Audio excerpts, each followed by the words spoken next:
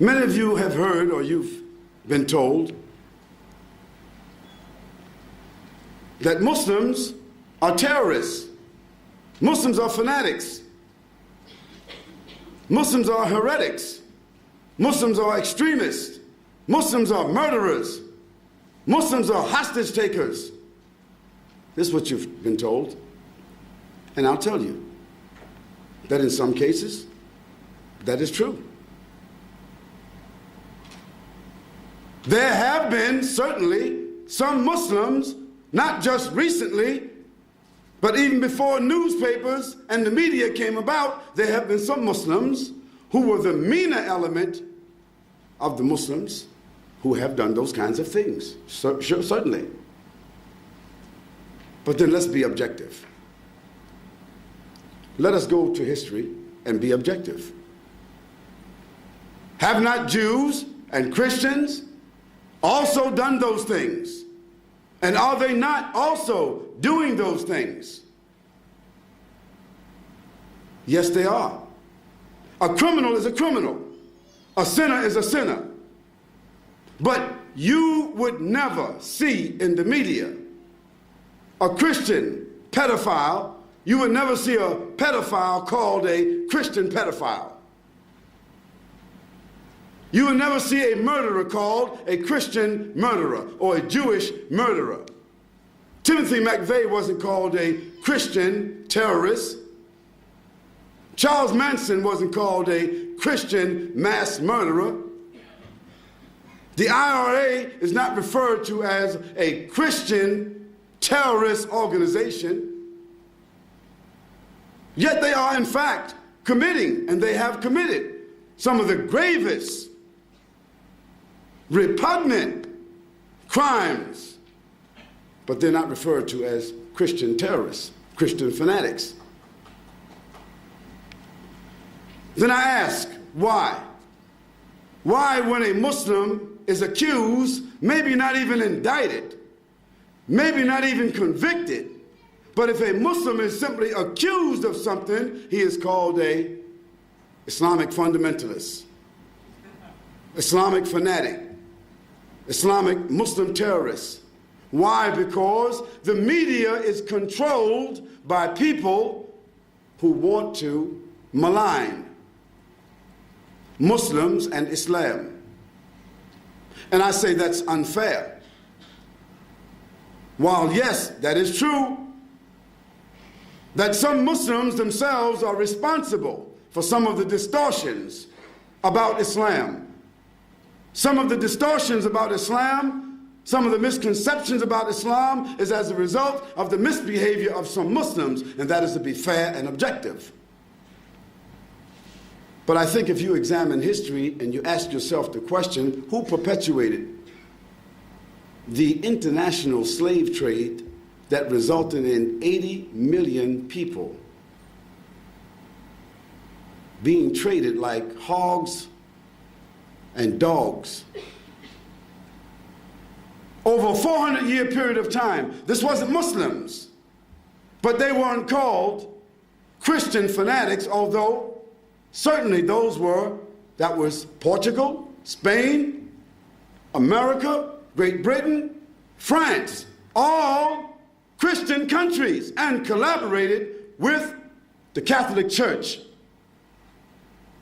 When the conquistadors went into South America and ravaged that country, killed and slaughtered the people, poisoned the natural resources, they were blessed by the church, and they're still blessed by the church, and nobody called them Christian terrorists.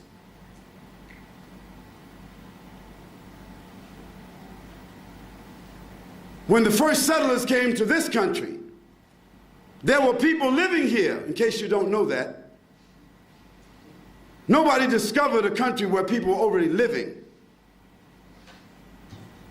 I can't come to your house and just set up home in your house and say I discovered it and put you out.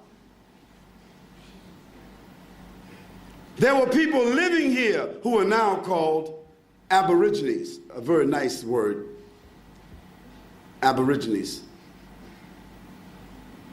It's like the native Indians in America. They're called the native Indians. They're not called Americans, they're called native Indians. This is because Christopher Columbus, he sailed looking for India. And he wound up in what is now called the Americas, but the audacity and the chauvinism. See how chauvinistic the people are. Even though they knew it wasn't India, still, how chauvinistic they are, they still call the people Indians. And today, they call them native Indians, but they call themselves Americans. And today, you call the native people here Aborigines, and you call yourself Australians. Now, how this country was taken, you were not invited here, but it was taken with blood and slaughter.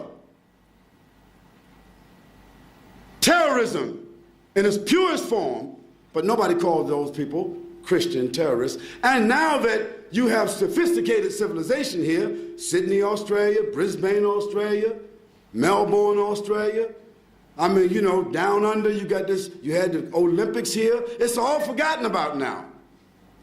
And still, terrorism by governments still go on. And I don't say that terrorism by governments or individuals is right or moral. It is not. It is not. But we can't, on one hand, call some people in Afghanistan or some people in Chechnya or some people in Kashmir or some people in Palestine or some people in Somalia or some people in some other part of Africa or some other people in Indonesia. You can't call them terrorists because they are seeking freedom from oppression, when you justify in your own history that you did the same thing, but you glorify it and you justify it now. It's not fair. I say that a crime is a crime, whether it's done by some uneducated, unsophisticated people or some very educated and sophisticated people. A crime of government is just as bad as a crime of the individual. Yet the crimes of governments, they go unchecked because governments have power and there's nobody that can check them. But individuals, governments can hunt them down and put them in check. So I say that this issue that Islam or Muslims being fanatics, that this is unfair. Islam is a system of faith. It is a global system of faith. In fact, in case you don't know this, 1 out of every 5 people in this world is a Muslim. A person who submits and accepts the basis of the 5 pillars of Islam and its belief system. And these Muslims are not in Arabia riding horses and swords and turbans and telling everybody to submit or die. No. All Arabs are not Muslims and all Muslims are not Arabs. In fact, only 19% of the Muslim world are Arabs. There are Muslims in every continent of the world. There are Muslims in over 53 countries of the world. And there are 23 countries of the world that have major populations of Muslims. As a matter of fact, the largest population of Muslims on the earth, they're not Arabs at all. It's Indonesia, your neighbor. They're the largest population of Muslims in the world. And what we all have in common as Muslims is that we bear witness that there's none to be worshipped except Almighty God, and that Muhammad is the messenger of God. And we adopt these 5 pillars, and we adopt and we reflect in our lives the faith system of Islam.